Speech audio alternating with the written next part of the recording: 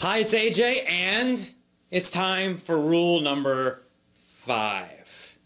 Now, rule 5 is one of my favorites. You'll remember way back in rule number 2 that I told you, do not study grammar rules.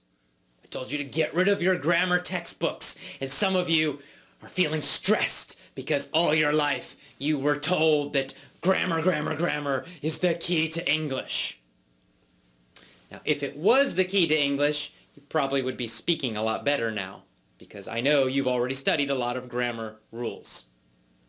Now, on the other hand, grammar itself is important. Of course we need grammar. Of course we need to use grammar correctly when we speak. But you don't learn it from studying grammar rules or memorizing a bunch of rules in a textbook. Instead, rule number 5 is this: use point of view stories. Use point of view stories. That's rule number 5. Now, a point of view story, it's a method, it's a technique for learning English grammar, and specifically for learning spoken English grammar, because of course we're talking about speaking here, not writing. So, use point of view stories to learn English grammar. Don't use textbooks, don't study grammar rules. Instead, use point of view stories. Now, what is a point of view story? I know you're asking, what is a point of view story? Most people don't know about this. So here's a very simple explanation. A point of view story, or stories actually, it's a series of stories. Point of view stories. It's a series of stories. So basically what you need to do is you get one basic story told from a certain point of view. What that means is really it's told about a certain time. For example, let's say the past. So we would tell a story about something that happened in the past. Let me give you a very simple example. There was a dog. He was very hungry, so he ate a lot of food. That's not much of a story, but it's just an example, okay? So you would listen to this story in the past, right? 10 years ago, there was a dog. He was very hungry, and he ate a lot of food. And then, of course, a real point of view story would be much longer. It would be more interesting and funny, and it would be a little more complicated. But just for our example, I'll use something very simple so you understand the idea. So, the first thing is you listen to this story from one point of view, the past.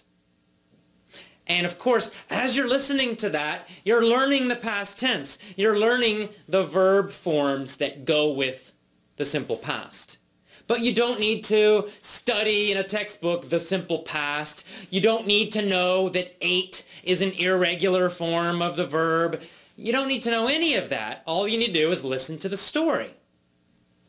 And as long as you understand that the story is happening in the past, you will naturally, subconsciously, and in fact effortlessly, learn the correct past tense verb forms. You don't need to memorize anything. You certainly don't need to analyze any kind of rules or textbooks.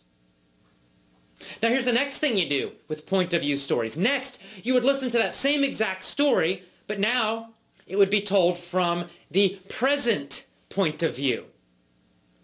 So you might listen to a story that starts like this. There is a dog, and right now he's very hungry. So he eats a lot of food. Now again, this isn't a real story, but it gives you an example. It's the same basic structure, right? The same basic story, but now it's happening now. It's happening today. Or it might happen every day.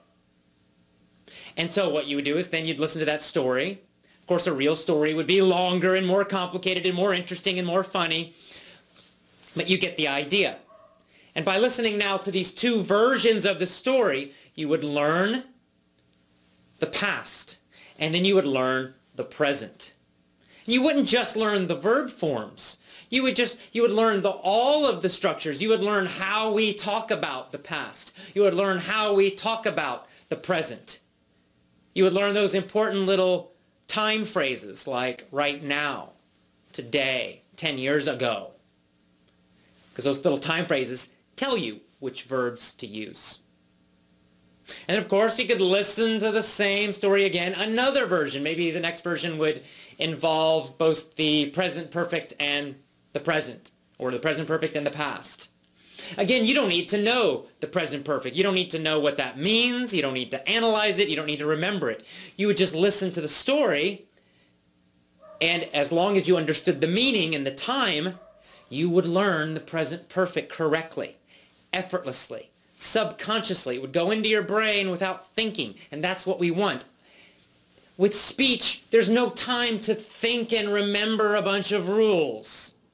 There's no time to translate. Everything happens very instantly, immediately, automatically. You need to think it in English, feel it in English, understand it instantly in English, say it instantly in English correctly.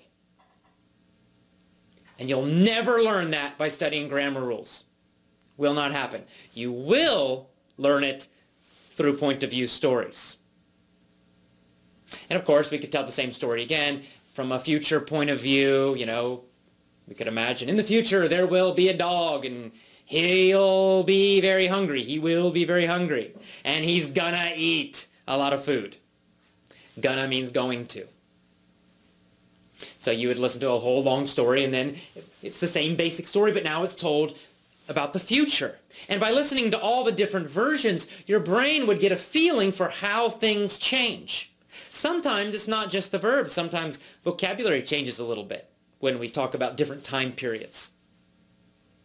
And of course, it's not just verb forms. We can use other grammar to focus on with these kind of stories. And making these changes helps your brain understand what's happening without you having to think about it and analyze it and memorize like you're taking a test. It all just happens automatically by listening to these simple, funny, interesting stories and listening to all the different versions. That's how you learn spoken English grammar. That's how you learn to use it instantly, automatically, correctly. This is much more powerful than studying some book. And the great thing is all you have to do as the student, as the learner, all you need to do is just listen to each version of the story every day. That's all. Your job is just to listen, understand, and enjoy the stories. You just need to concentrate and focus so you can hear how things are changing. You don't need to remember any grammar terms. You don't need to remember present perfect, past perfect, future progressive. None of that matters. You can just forget all that. It doesn't matter. All you have to do is understand what the story's about, understand the meaning, understand the point of view, the time that it's happening. And then you can compare the different versions of the stories as you listen to each one every day. It's a really easy and fun way to do it. And of course, in my real point of view stories, I make the stories crazy and funny and entertaining. And I make them strange because it's easier to remember strange and funny things than normal and boring things. So that's also important. So this is how you learn grammar easily, effortlessly, unconsciously, automatically. And this is how you learn to get a feeling for correctness. It's that feeling inside that you know something sounds right and something else sounds wrong. You have that in your own language. That's how you use correct grammar in your own language. When you're speaking your own language, you are not constantly trying to remember a bunch of grammar rules. Of course not. But if you hear something that's wrong in your language, grammatically wrong, you know it. You kind of feel it, right? Something in your brain or something about it just sounds wrong. If someone says, yesterday I eat a lot, I don't think, oh, well, the correct form of the verb is ate and it's irregular. I don't think about that. Just as a native English speaker, it just sounds wrong. It sounds strange to me. I'm like, ugh, right? My first reaction is deep inside. It's just kind of, ugh, that's wrong. I feel it.